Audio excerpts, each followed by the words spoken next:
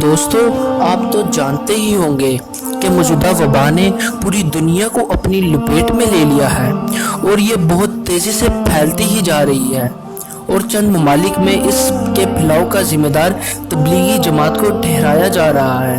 اس بات میں کس حد تک سچائی ہے، تو آج ہم اسی موضوع پر بات کریں گے۔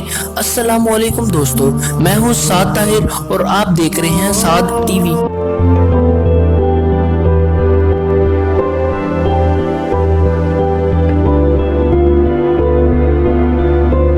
ناظرین، تبلیغی جماعت کے بارے میں کچھ کہنے سے پہلے آپ کا یہ جاننا ضروری ہے کہ تبلیغی جماعت ہے کیا اور یہ کام کس طرح کرتی ہے۔ آپ نے اکثر مسجد میں نماز کے بعد ایک پروقار اعلان سنا ہوگا کہ اے میرے دوستوں اور بزرگوں، اللہ پاک نے ہم سب کی کامیابی اپنے دین میں رکھی ہے، آپ تشریف رکھیے، ہمارا ایک بھائی دین کی بات کرے گا۔ اور پھر گھروں اور بازاروں میں سفید کپڑوں میں ملبوس، نگاہوں کو جھکائے ہوئے اللہ کا ذکر کرتے ہوئے چند لوگوں کی نقل و حرکت کو دیکھا ہوگا۔ یہی تبلیغی جماعت ہے۔ تبلیغی جماعت سے مراد ایسی جماعت جو اللہ کا پیغام انسانوں تک پہنچائے، اور ان کا مقصد ہی صرف یہی ہے کہ اللہ کا پیغام انسانوں تک پہنچایا جائے۔ 1927 میں مولانا الیاس رحمۃ اللہ علیہ نے تبلیغی جماعت کی بنیاد رکھی۔ آپ رحمۃ اللہ علیہ 1885 میں بھارت کے ایک شہر کاندھلہ میں پیدا ہوئے۔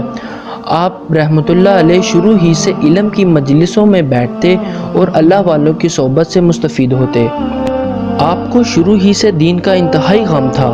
آپ اکثر رات کو جنگل میں چلے جاتے جو کہ آپ کی مسجد کے ملحق تھا۔ راتوں کو بہت آہوازاری کرتے، امت کی ہدایت کی دعا مانگتے۔ ایک مرتبہ آپ اپنے گھر آرام فرما رہے تھے اور بے چینی سے کروٹیں بدل رہے تھے۔ آپ کی اہلیہ نے پوچھا، آپ اتنے بے چین کیوں ہیں؟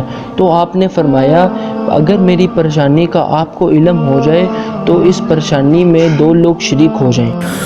1925 میں آپ نے اپنے ایک دوست مولانا خلیل احمد کے ہمراہ دوسرا حج کیا۔ مدینہ منورہ کے قیام کے دوران عجیب بے چینی اور اضطراب محسوس کیا۔ مدینہ منورہ سے ہندوستان واپسی کے لیے آپ آمادہ نہ تھے۔ حضرت مولانا فرماتے ہیں، مدینہ کے قیام کے دوران میں مجھے اللہ کی طرف سے اشارہ ہوا، ہم تم سے کام لیں گے۔ یہی وہ گھڑی تھی جب اللہ تعالیٰ نے آپ کو دین کا کام لینے کے لیے چنا۔ ابتدا میں کوئی بھی اس دین کی محنت کے لیے آمادہ نہ تھا، مگر آپ نے کئی دن فاقوں، گرمی، سردی، دنوں رات کی قید سے بے پرواہ ہو کر اس عظیم کام کی محنت کے لیے لوگوں کو دعوت دی، اور آپ کی مسلسل محنت کی وجہ سے جماعت میں اضافہ ہوتا رہا۔ 1944 میں آپ کی دنیا سے وصال فرمانے کے بعد اس کام کی نظامت آپ کے فرزند حضرت مولانا یوسف رحمۃ اللہ علیہ نے سنبھالی۔ مولانا یوسف رحمۃ اللہ علیہ نے اپنے آپ کو اس کام کا پابند کر دیا، دعوت کے اس کام کو آگے تک پہنچانے کے لیے جدوجہد شروع کر دی۔ 1965 میں آپ کی وفات کے بعد مولانا انعام الحسن رحمۃ اللہ علیہ نے اس دعوت و تبلیغ والے کام کو سنبھالا۔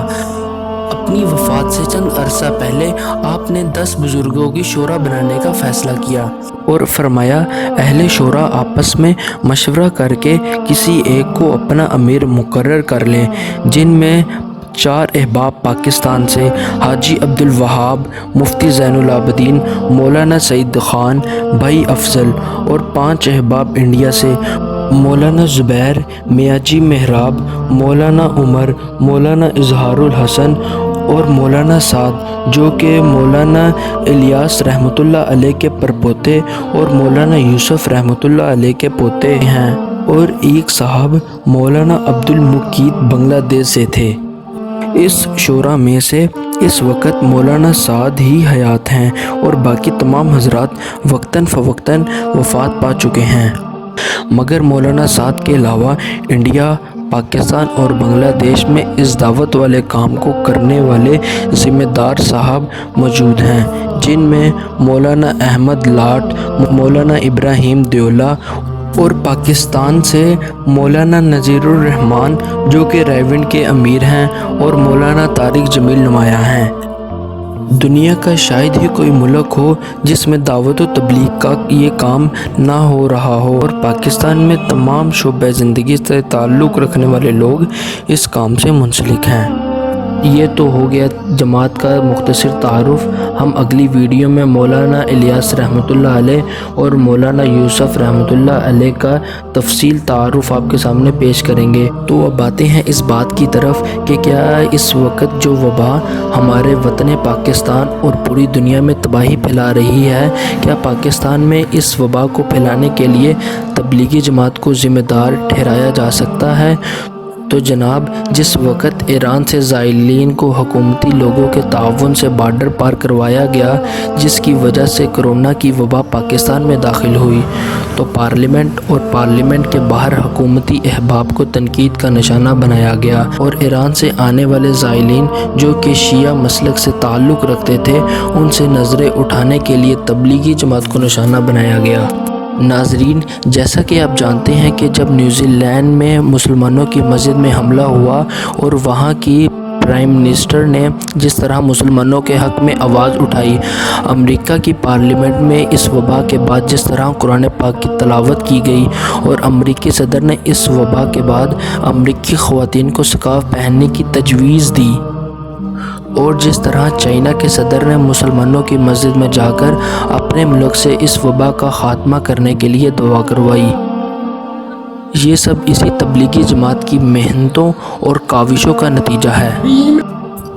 ناظرین، جن لوگوں کی وجہ سے دین اسلام یورپ کی گلیوں اور پارلیمنٹ تک پھیلا، آج ان لوگوں کو ہی اس وبا کے پھیلاؤ کا ذمہ دار ٹھہرایا جا رہا ہے۔